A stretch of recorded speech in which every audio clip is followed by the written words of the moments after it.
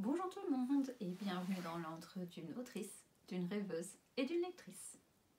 Bon,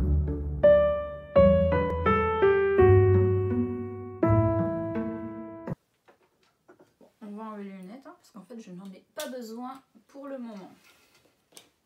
Il y a un débat qui fait rage depuis un moment et c'est le suivant.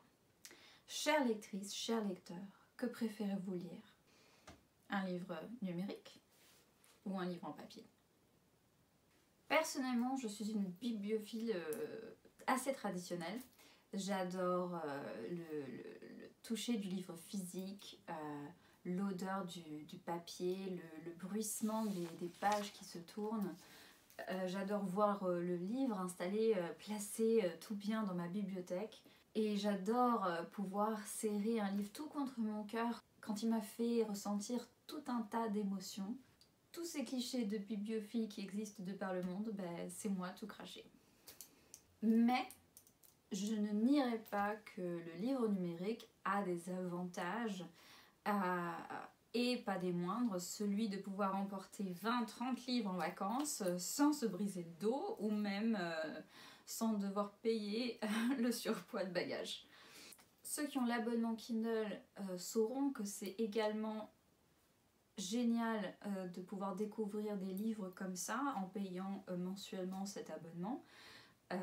C'est aussi une excellente façon de découvrir des auteurs auto-édités quand on a peur un peu peut-être de dépenser de l'argent parce qu'on ne connaît pas l'auteur ou l'autrice. On découvre quand même pas mal de pépites de cette manière-là.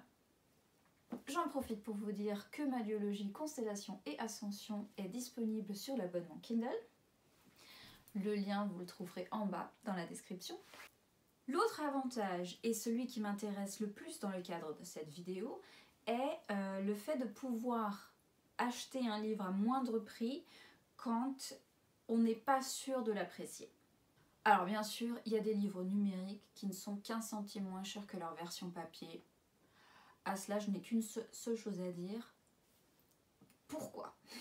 Mais en règle générale, le livre numérique est en effet moins cher que la version papier, ce qui fait que quand moi je vois passer un livre avec sa description, mais je ne suis pas certaine si ça vaut vraiment le coup de payer, je ne sais, 10, 15 euros, même voire 16, je préfère donner cette chance à ce livre quand même, mais l'acheter en version numérique. Du coup, je dépense moins. Et j'ai beaucoup moins les boules quand le livre n'est pas ma tasse de thé. Évidemment, l'inverse arrive aussi et je découvre des pépites que j'aurais tellement préféré posséder en version papier.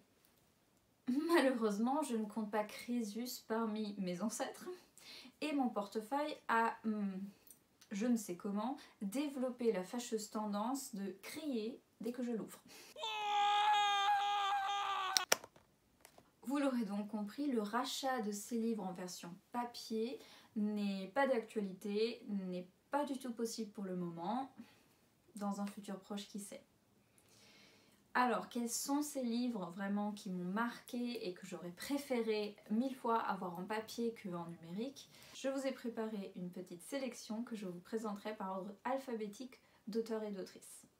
Commençons par une œuvre de non-fiction de Mitch Albom qui s'appelle Tuesdays with Morrie. C'est un livre tout petit, environ 210 pages, que j'ai absolument adoré lire. C'est l'histoire de Mitch Albom, l'auteur, qui renoue des liens avec un ancien professeur à lui, Morrie Schwartz, qui est en train de décéder de la maladie de Charcot, plus connue sous ALS en anglais. Et comme l'indique le titre, Mitch Albom rend visite à ce vieux professeur tous les mardis pour discuter de tout et de rien, mais surtout lui poser toutes les questions sur la vie, à ce professeur qui lui a vécu et est en train de mourir. Et il en ressort des leçons de vie tellement belles et importantes. Franchement, j'avais très souvent les larmes aux yeux. C'était une lecture absolument magique. Absolument magique et forte et émouvante. Et je vous le conseille fortement si vous ne connaissez pas. Passons à la deuxième pépite qui s'appelle Méduse de Martine Desjardins. Et c'est également un tout petit livre, 167 pages, et qui m'a énormément marquée. Je ne saurais dire si c'était une lecture que j'ai adorée, vraiment en tant que lectrice qui aime la fantaisie, tout ça, mais elle m'a énormément marquée. Parce que plus que de la fantaisie ou de l'horreur ou une inspiration de la mythologie grecque, hein, avec Méduse et ses cheveux de serpent et ses yeux qui transforment les gens en pierre, c'est surtout, et j'ai peur de faire un spoiler mais je vais le dire quand même, c'est une allégorie de la condition de la femme. Et c'est quelque chose qu'on ne découvre pas tout de suite, mais qui se tisse dans l'histoire de cette Méduse, de cette, au départ, enfant qui est si souvent surnommée Méduse par sa famille, qu'elle en a oublié son prénom. Ce qui justement aide à faire de ce personnage une allégorie à quelque chose de beaucoup plus grand, en fait. Et la principale raison pour laquelle j'aurais adoré la voir en papier, c'est que il y a un côté hippocagneux qui revient, hein, du temps de classe de prépa. J'aurais adoré relire ce livre, à la limite pour en écrire un essai ou une dissertation, parce que c'est un livre qui le mérite. C'est un livre qui mérite d'être décortiqué et analysé et dépecé pour être remonté. Enfin, c'est un livre qui me fait cet effet-là, et un jour je l'achèterai, c'est sûr, et ce sera vraiment un livre qui sera annoté, surligné et tout ça, parce que voilà, ça m'a énormément marqué. Deuxième et quatrième pépite, parce qu'il s'agit d'une duologie, c'est One Dark Window et Two Twisted Crowns de Rachel Gillig, qui est une duologie de fantasy avec un système magique que je trouve très original, et un monde assez fascinant. Et les personnages sont aussi super intéressants, mais surtout le personnage principal, hein, Elspeth, qui a enfermé dans son esprit le cauchemar, qui est une entité magique qui s'est retrouvée dans son esprit après qu'elle ait touché à une carte de tarot représentant ce cauchemar. Et il y a un lien qui se tisse entre cette jeune femme, enfin cette petite fille qui devient une jeune femme, avec cette créature que l'on imagine, d'après son nom de cauchemar, de terriblement maléfique. Et l'histoire qui se développe autour de qui est ce cauchemar, ou qu'est-ce qu'il représente, et tout le monde autour, c'est super bien trouvé. Et j'aurais aimé les avoir dans la main pour les lire, parce que c'est vraiment un genre de livre, il faut le toucher en plus de le lire, et voilà. Passons à la cinquième pépite, qui est What the Wind Knows de Amy Harmon. C'est une fiction historique dont le personnage principal, Anne Gallagher, rentre en Irlande suite au décès de son grand-père, qui est irlandais, et se retrouve projeté ou voyage dans un autre temps, en 1921. Et l'histoire autour de Anne et les twists, les moments clés de cette histoire, l'histoire d'amour qu'il y a aussi derrière, est absolument magnifique. Et c'est vraiment un livre que j'aurais aimé avoir pour le prêter aussi autour de moi. Je ne lis pas souvent de la fiction historique, mais celle-là, elle est absolument magnifique. Passons maintenant à une trilogie auto-éditée, La Selkie de Megara Nolan, qui raconte l'histoire de Bree, une Selkie. Une Selkie est une sorte de, on va le dire simplement, une sorte de sirène sauf que elle n'a pas de queue de poisson, elle n'est pas mi-femme, mi-poisson, mais est bien dans l'eau un phoque, et quand elle sort et enlève sa peau, devient une femme. Et l'histoire de Bree est assez douloureuse en soi, puisque elle a perdu sa peau, et donc ne peut retourner dans la mer. Et le problème aussi, c'est qu'elle ne sait pas comment elle a perdu cette peau parce qu'elle est amnésique. Elle a oublié tout un pan de sa vie. Et ce qui fait que c'est d'autant plus difficile du coup pour retrouver cette peau qui lui permettrait de retrouver les siens. Bree est une sorte de policière ou de agente des créatures magiques, dont l'un des sièges est en Écosse, et on va croiser tout un tas de créatures magiques, de mythologies différentes du monde entier, et tout ça avec une touche d'humour, de légèreté, mais aussi de thèmes plus complexes et plus difficiles qui sont très bien menés par l'autrice. La trilogie de La Selkie a su me captiver et m'enchanter, contrairement à son spin-off qui est encore en cours d'écriture, je crois, qui m'enchante beaucoup moins, et du coup je ne compte pas passer au-delà de la lecture du premier tome.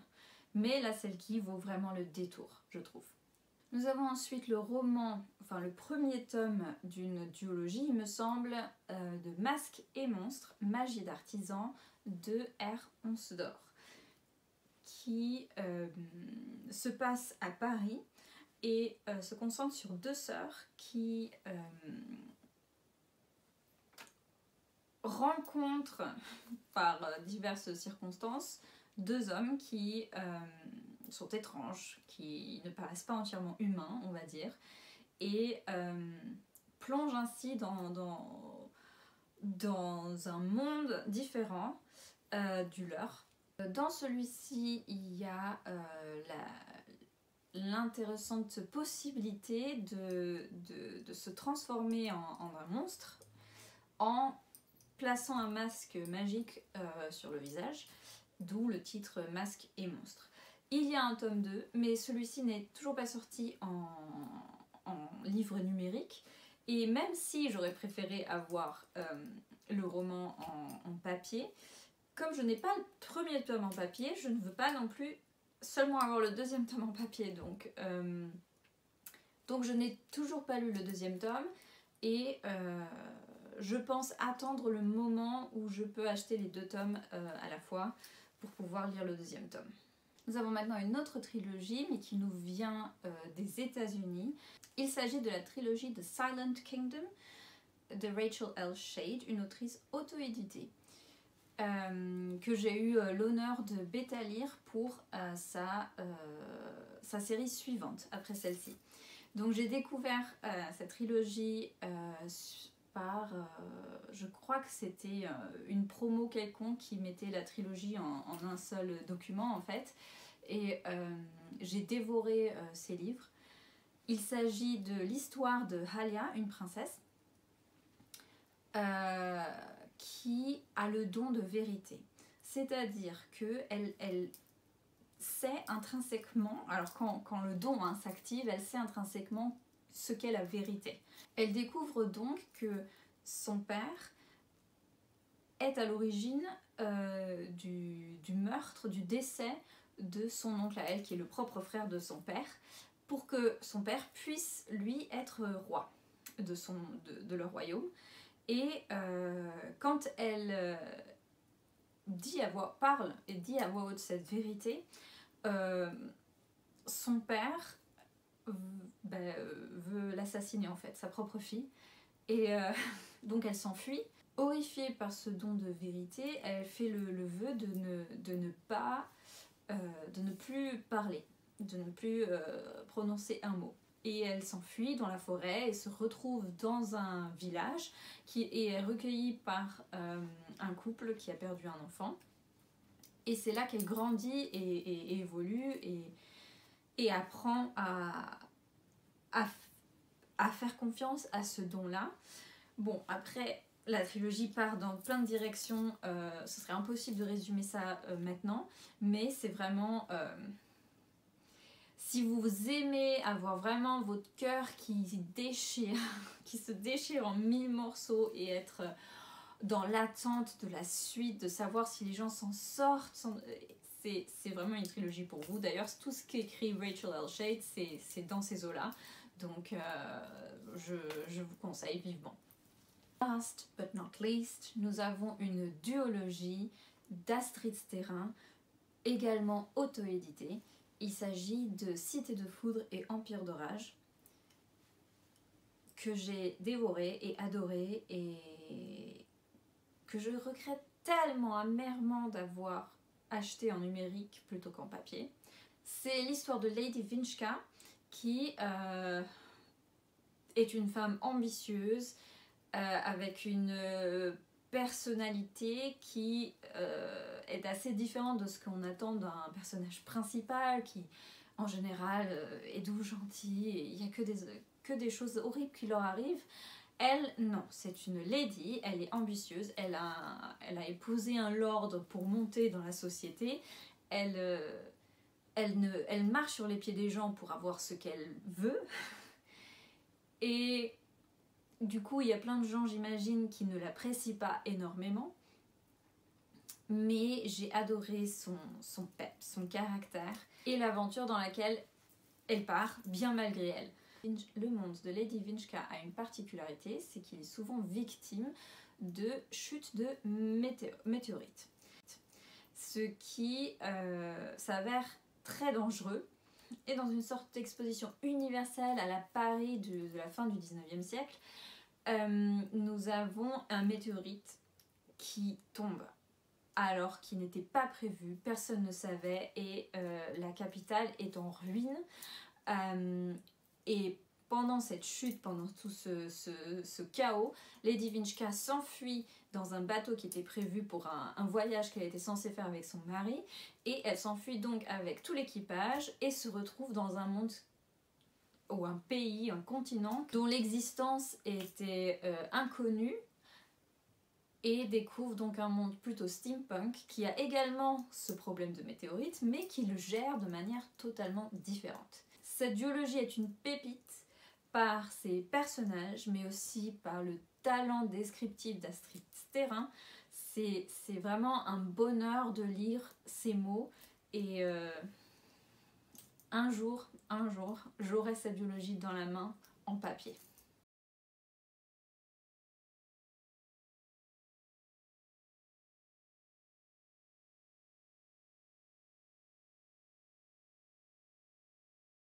En revanche, pour aujourd'hui, c'est tout, hein, parce que j'en peux plus.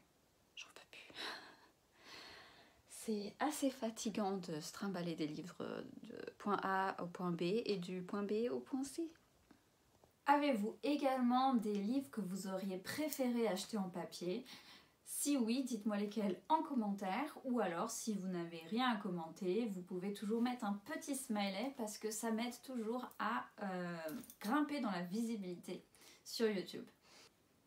J'en profite pour solliciter votre aide en vous demandant de liker cette vidéo si elle vous a plu et de vous abonner à ma chaîne. Si vous avez aimé cette vidéo, il y a de bonnes chances que vous aimerez les vidéos futures et même celles qui sont déjà publiées. Donc n'hésitez pas à vous abonner à ma chaîne.